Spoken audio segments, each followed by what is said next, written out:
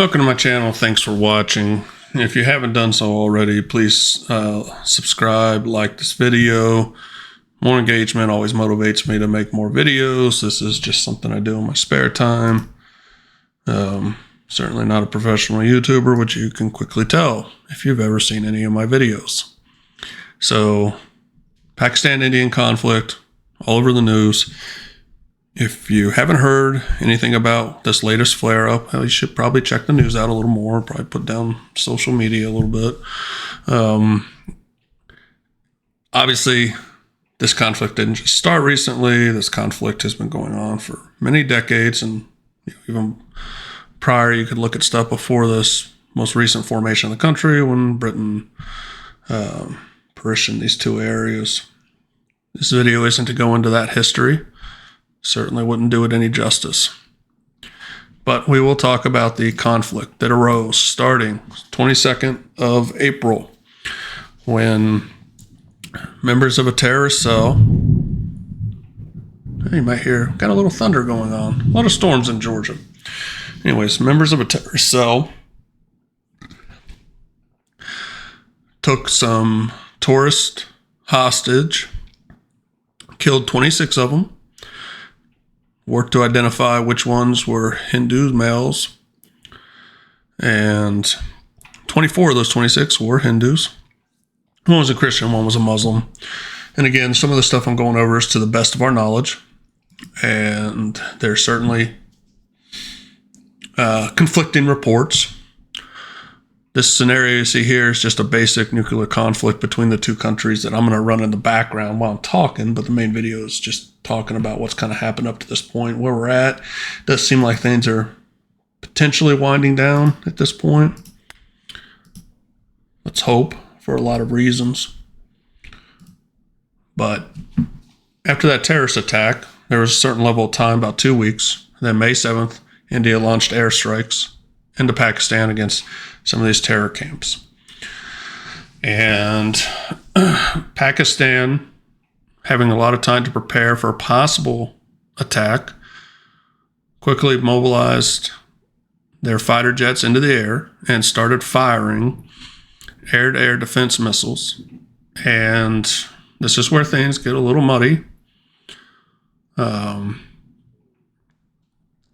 That how many fighter jets that India lost is in question.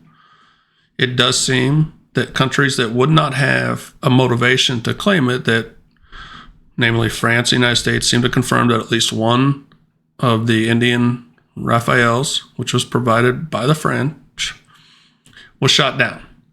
There is talk that, oh wow, that they had lost also a Su-30, potentially a MiG-29. There's some claims as well to saying 5 Rafales were shot down. Only seems to be compelling evidence that one was shot down, by the way. So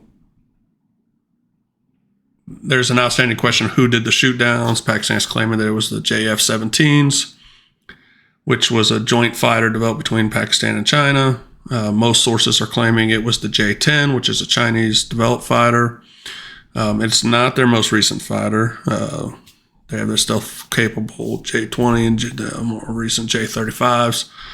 But it is a capable fighter. It's armed with certainly what caused the shoot-down was the PL-15 air-to-air missile, long-range air-to-air missile. It's got a 200-kilometer range. And a lot of people are kind of treating this like, well, this finally confirms that it's a capable air-to-air system, air-to-air missile.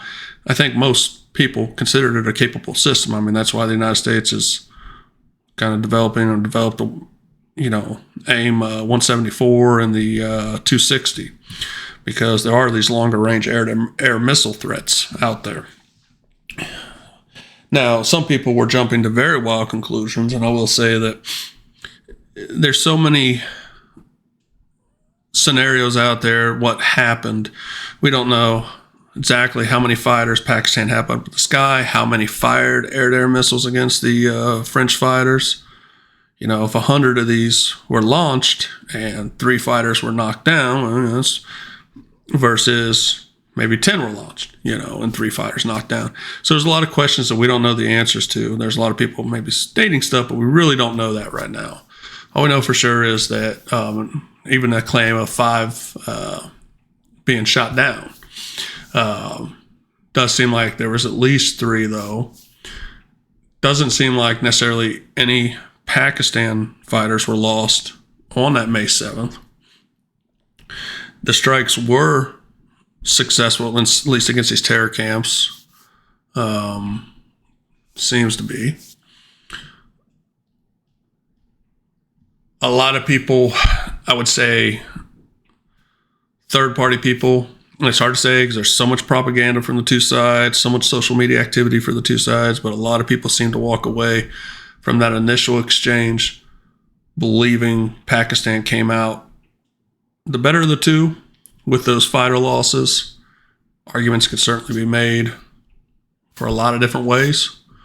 How to interpret that, especially with the limited information we have. But what's happened since then? So May 8th, it seems like India started to take things a little more serious and started getting a lot more serious results. Massive drone attacks, most of their fleet, a lot of airstrikes, air-to-ground strikes.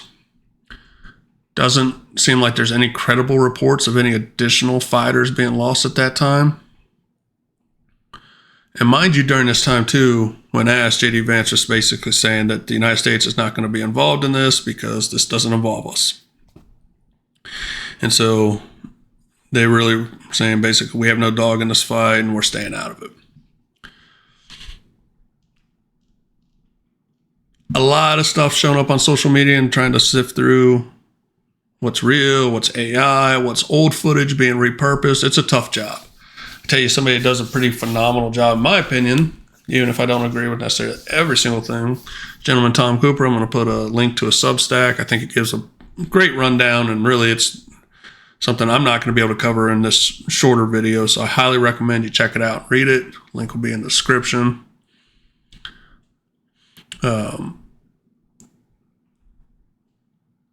It is possible that, Pakistan uses Chinese SAM defense sites. One was the HQ-9, and it's possible that one of those were destroyed. It does seem like the initial first day of the conflict, India didn't take a serious run at destroying the air defense sites, and instead we're just focusing on those strikes, which is one reason why they may have ran into some issues.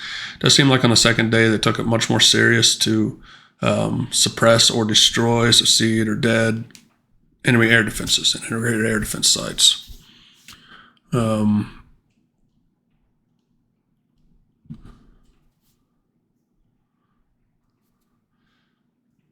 So on the flip side, India's integrated air defense sites, which includes the S-400, fairly capable Russian system, did seem to do a pretty good job of shooting down Pakistan's drones and some of their Iranian-provided ballistic missiles.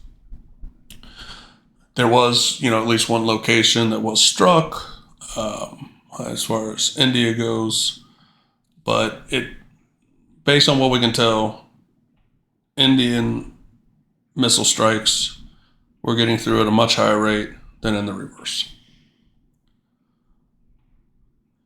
So what happened, though? What changed where the United States went from, and specifically J.D. Vance, Mark Rubio went from, this isn't our fight, we're staying out of it, to next thing you know, frantically making calls to try to initiate talks between Pakistan and India. They claimed that they received very alarming intelligence. What was that alarming intelligence? We don't know for sure. But there is what's considered credible, based on satellite imagery, other things posted, that India was able to strike Pakistan nuclear storage facilities. So it's one thing to be important to know about Pakistan and India and many other countries. They don't necessarily keep their nuclear forces at a state of readiness like the United States and Russia goes, that basically push the button and it goes. A little more to it than that. But we basically keep our stuff locked, loaded, ready to go. These other countries don't. They keep the warheads stored, sometimes separately from the launchers. And it's not something they can just say, we're going to hit the button and go now. They have to spend a little more time to prep for any launches, disperse the forces. It's not something that can be achieved in an hour. Maybe a day, maybe longer than a day. So there seems to be credible evidence that they struck with airstrikes nuclear storage facilities in Pakistan. Pakistan seemed to be unable to do the reverse. And a lot of people walked away from that seeing that India coming out on top of these after those initial engagements. And again, that's not what I'm saying. That's at least an assessment of some people. That would certainly explain big alarm on J.D. Vance and Mark Rubio and why they would engage very quickly. It does seem that they get able to get conversation started and a truce started. It would explain why Pakistan and Islamabad had a vested interest in starting those conversations, because no countries want to go to nuclear war. I mean, you take even the most brutal dictator, what do they want? They want to stay in power. Well, you're not going to stay in power if your country is a smoldering wreck. Or maybe you stay in power, what does it matter? If, you're just complete, king of the ashes. Nobody wants to be that.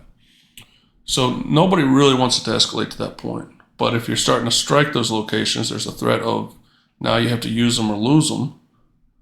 And if the enemy can do you, but you can't do them, that becomes even a more greater risk. And so at that point, you have a choice between further escalation or de-escalation.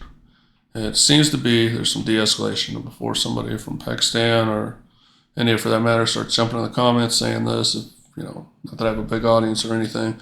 Just understand it's the best assessment we can go. If you have other information, leave it. I think somebody in the last video put something like total bullshit, blah, blah, blah. Well, look, we just go off the best information we have. And I think that was in reference to saying that a Raphael was shot down. Just the best information we have off the pictures. If you have other compelling evidence, feel free to share it. Again, I like to keep an open mind to any of this stuff. But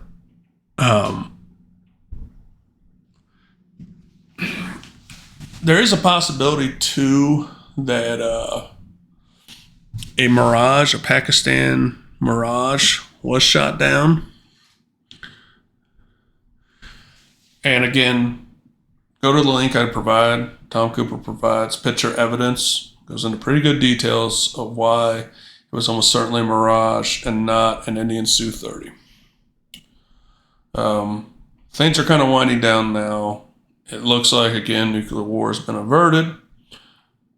Hopefully it stays that way. There's no re-escalation. During the initial parts of that ceasefire, there was a certain level of concern, as it looked like India may have made some strikes close to or just after the ceasefire. And then Pakistan made some follow-on strikes, but since then it has settled down. See right here, it just ran some casualties this engagement, just to give a rough idea. I mean, that's 17.5 million. And another 3.2 million cancer fatalities down the road. You have impact to other countries, such as Afghanistan, Bangladesh, other areas. So it's not just limited to them. Obviously, that would be a huge impact to the world. First time someone crossed the nuclear threshold since World War II. Still a highly dangerous flashpoint. Still important. Better heads prevail. It looks like, use a fight analogy, disregarding the terror attack, unless you believe that the Pakistan directed that terror attack, which I don't. So say India came out swinging some punches. They probably got their nose bloody, a few planes shot down, maybe a little overconfident. Then they buckled down. They really hit Pakistan hard, and things are kind of settling into more of a status quo again. Seems like propaganda-wise, there's a lot of talk focusing on those down fighters, and there certainly was a certain number of down fighters, but there's a lot more that's happened since then. Read the Substack, take a look at the evidence. Again, Tom Cooper put it together, and look, he says some stuff. He's super anti-Trump. I'm somebody that's just, I don't get into politics and stuff, so I kind of always get weirded out when people are super one side on something or the other. But he has his reasons, whatever. It doesn't stop it. The fact his analysis is great, as far as this conflict goes. And many other things, too, for that matter. When it comes to air combat, guy's pretty smart. So I enjoy reading his content. Check it out. I don't want to go into too many other details because I don't want to take away from people checking out his write-up on the Substack. Links will be in the comment. But that's kind of where we're at right now. It does look like things were probably closer than what we even realized when there were strikes made against that storage facility. It's a big takeaway here. So thankfully, cooler heads prevailed. Enjoy, everybody. Have a great night.